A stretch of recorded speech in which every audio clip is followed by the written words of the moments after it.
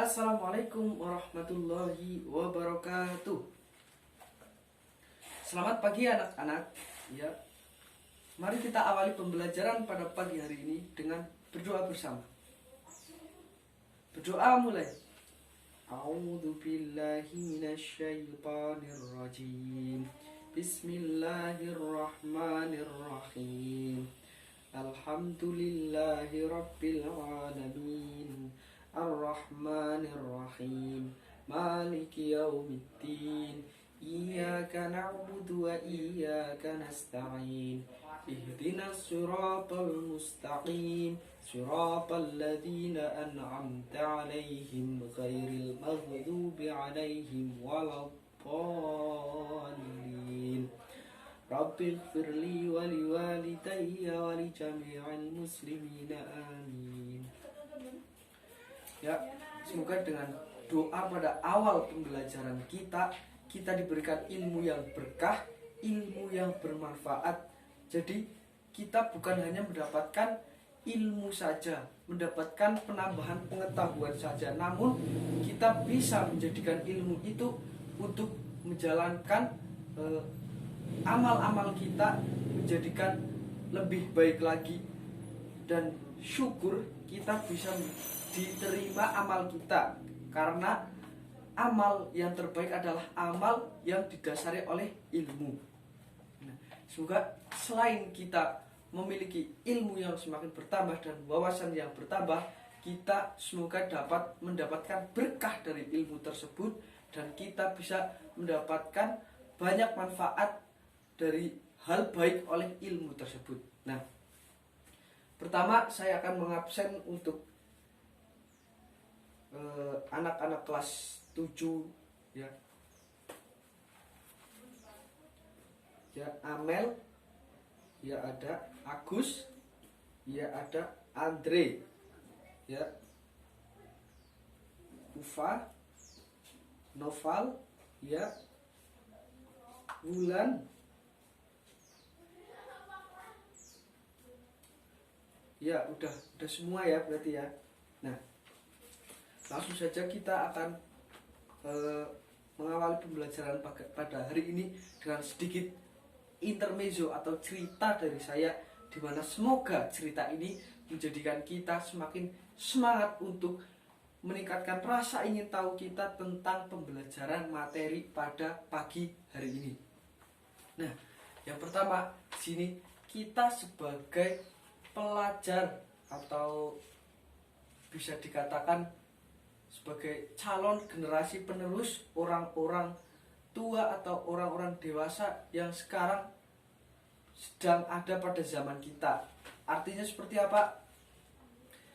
Semisal kita hidup di desa, yang menjadi imam di masjid adalah orang yang tua, di mana orang tersebut nanti, maksud saya di mana nantinya kitalah penerus, generasi penerus yang akan berdiri di depan sana, akan menjadi imam, akan memimpin orang-orang di desa, ataupun kita mengganti orang-orang yang ada di parlemen pemerintahan seperti DPR, bupati, camat, lurah, ataupun bahkan presiden. Kita tidak tahu bahwa kelak kitalah yang akan menduduki kursi tersebut atau tempat tersebut. Nah, oleh karena itu kita manfaatkan waktu kita, waktu muda kita untuk apa? Untuk belajar semakin luas, untuk mendapatkan ilmu yang semakin banyak. Agar apa? Agar kita nantinya ketika menghadapi sesuatu hal yang kelak kita hadapi di saat kita tua nanti, mungkin entah posisi kita kelak akan menjadi lurah, camat, bupati, gubernur, atau bahkan presiden, kita bisa membekali hal tersebut dengan ilmu yang sudah kita pelajari semasa muda. Jadi apa? Kita tidak kaget ketika tiba-tiba kita sudah tua mendapatkan, misal kita menjadi pemimpin di desa saja lah, jadi ketua RT, kita mendapatkan ada orang yang tetangga kita mendapatkan masalah apa-apa. Nah, kita itu harus bisa menyikapinya dengan bijaksana sebagai ketua RT. Nah, untuk mendapatkan sikap yang bijaksana itu kita tidak bisa hanya dengan umur kita yang sudah tua, karena orang yang sudah tua tidak otomatis menjadi bijaksana. Kita harus memiliki saat muda, kita harus mempelajari pemikiran yang luas seperti apa, ilmu yang banyak, agar apa? Agar ketika kita sudah tua nanti untuk menghadapi masalah kita bisa memberikan solusi dengan baik, memecahkan masalah dengan baik, dan tentunya kita bisa menyikapi segala masalah dengan bijaksana.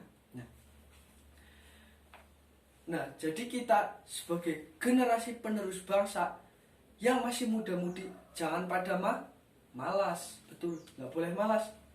Apalagi itu pembelajaran sambil ngantuk dulu, nggak boleh itu. Kenapa ngantuk? Main game. Nggak apa-apa main game, bagus, karena kita harus tetap update teknologi. Saya tidak melarang kalian untuk tidak bermain game dalam smartphone, saya tidak melarangnya. Saya bahkan malah bagus kalian bisa main game, tandanya ada satu step kalian untuk kemajuan. Jika pada zaman dahulu mungkin game sudah ada sejak zaman dahulu, mungkin bentuknya yang berbeda. Ketika dulu kita bermain tali lompat tali, nah gitu kan, terus apa itu yang loncat-loncat seperti ini kan. Nah itu kalau pada zaman dahulu. Nah kalau pada zaman sekarang itu kan sudah berubah, lebih modern. Kalau kita tetap bermain yang tali-tali itu, sedangkan yang lain bermain permainan di gadget, kalian akan ketinggalan zaman dan mungkin kalian memiliki sedikit teman. Oleh karena itu saya tidak melarang kalian bermain game di gadget, karena ya memang seperti itulah kondisi sekarang, tinggal kita mengatur waktunya saja. Kita tidak menyalahkan gadget, tidak menyalahkan permainan, karena dari dulu memang sudah ada permainan, cuman berbeda bentuk saja. Ketika dulu lebih modern dan dulu lebih tradisional, sekarang lebih modern. Sebenarnya yang salah itu ketika kita tidak bisa memanage waktu, mengatur waktu untuk kapan bermain game dan batasan bermain game, dan kapan kita harus belajar dan fokus tidak lagi memikirkan game. Kalau zaman dahulu pun orang bisa kalau seakan-akan sekarang kan orang anak kecil banyak main HP, banyak main game, itu terlihat menjadi anak yang malas, anak yang tidak fokus ketika belajar. Sebenarnya orang dahulu pun seperti itu loh. Bermain tali lompat kalau berlebihan, kalau seharian main tali lompat terus, saatnya belajar itu tidak fokus, masih mikirin tali lompat terus, itu akan tetap merusak waktu konsentrasi kita. Ketika kita harusnya konsentrasi kepada pelajaran, masih memikirkan tali lompat. Nah, jadi itu tidak ada yang salah pada kemajuan sekarang, yaitu seperti ada HP, tidak ada yang masalah.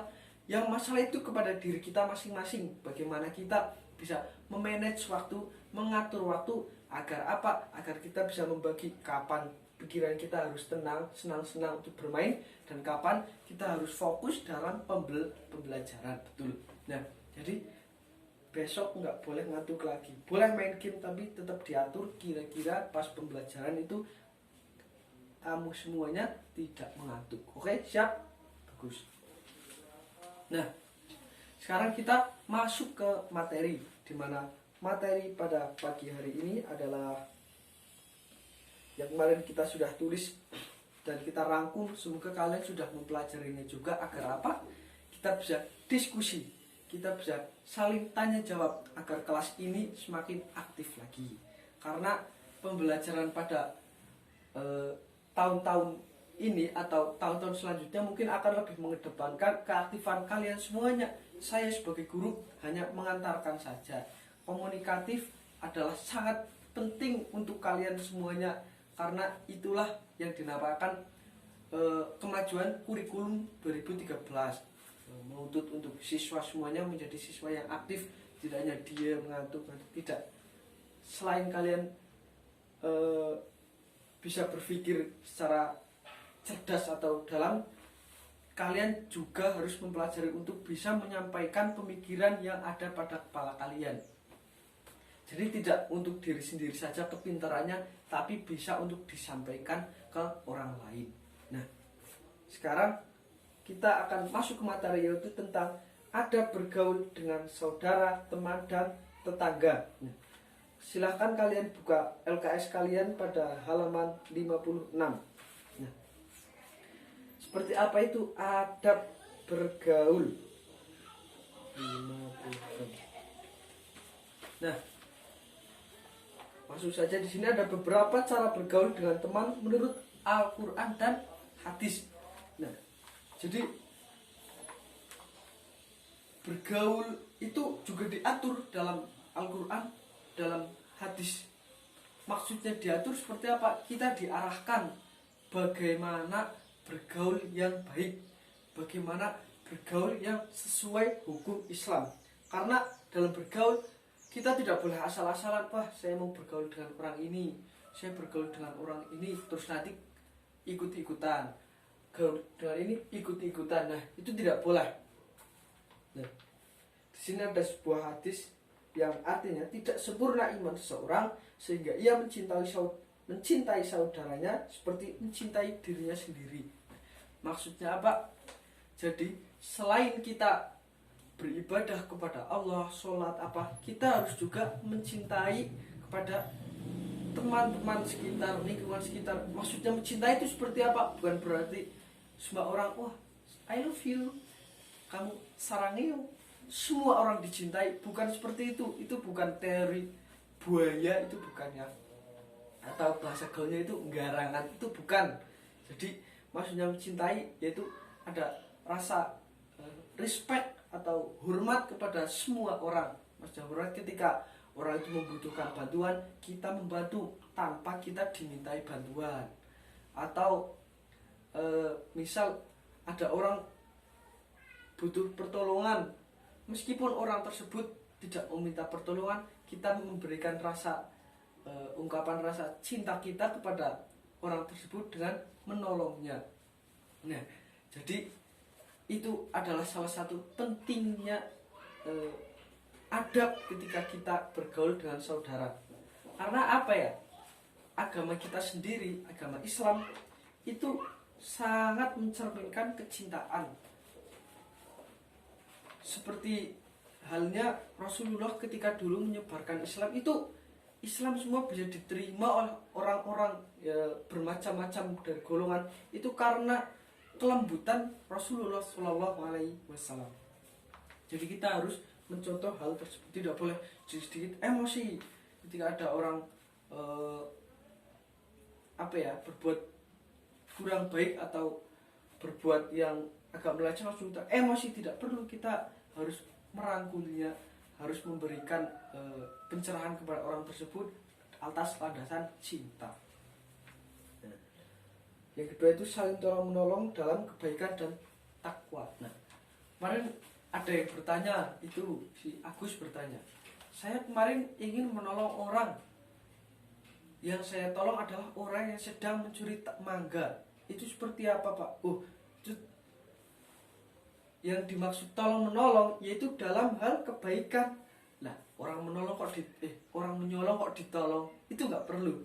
Jadi orang yang harus kita tolong adalah orang yang membutuhkan pertolongan kita dalam hal baik.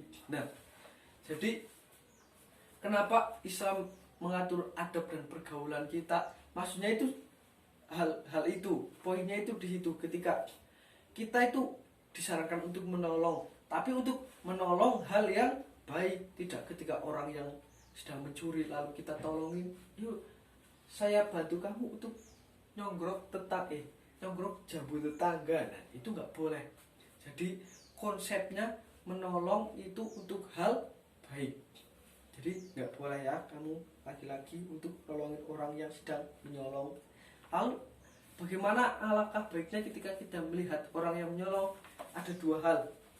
Kalau berani menegur, ya menegur. Kalau tidak berani, ya sudah diam saja. Asal jangan langsung dimarah-marahin, percuma. Karena pasti orang tersebut itu sudah tahu kalau hal tersebut itu hal salah. Ketika kita memberikan arahan dengan hal yang salah pula, maka salah akan menjadi salah. Salah akan bertambah salah lagi. Nanti isinya malah salah-salahan. karena hal tersebut itu tidak bisa disatukan dengan teori matematika ketika min kali min sama dengan plus. Hal tersebut itu tidak bisa diimplementasikan dalam kehidupan ya, itu hanya dalam matematika. Nah, lalu yang ketiga itu tadi kan sudah saling mencintai, saling tolong menolong, jangan mencari kesalahan. Nah, itu salah satunya juga sangat penting. Mungkin lebih baik ketika kita melihat orang yang sedang berbuat buruk, kita berpura-pura untuk tidak melihatnya betul. Bukan malah si Agus itu melihat siapa sedang melakukan keburukan lalu mengintip, langsung pergi ke teman-temannya menggunjing ya, itu tidak boleh, jangan. Nah, mungkin itu saja materi pada pagi hari ini. Intinya apa, kesimpulannya seperti apa? Nah, betul sekali, kita harus saling tolong menolong, saling mencintai, respect, dan saling menutupi tidak mencari keburukan orang lain. Nah, itu dalam artian kita mencintai sesuatu untuk hal yang baik, dan tolong menolong untuk apa? Dalam hal baik juga. Dan yang ketiga adalah tidak mencari kesalahan orang lain. Tentunya agar apa? Agar kita terhindar dari fitnah. Dan biasanya kalau sudah masuk fitnah kan itu akan timbul banyak masalah. Nah, itu hal yang tidak diharapkan bagi semua orang. Nah, cukup sekian yang dapat saya sampaikan. Semoga ini bermanfaat untuk kalian, bisa dilaksanakan oleh kalian sekarang, besok, atau mungkin kelak ketika kalian sudah dewasa dan dihadapkan dengan permasalahan yang dimana kita harus menyikapinya dengan hal-hal tersebut. Nah, terima kasih. Saya tutup pembelajaran pada pagi hari ini. Wassalamualaikum warahmatullahi wabarakatuh.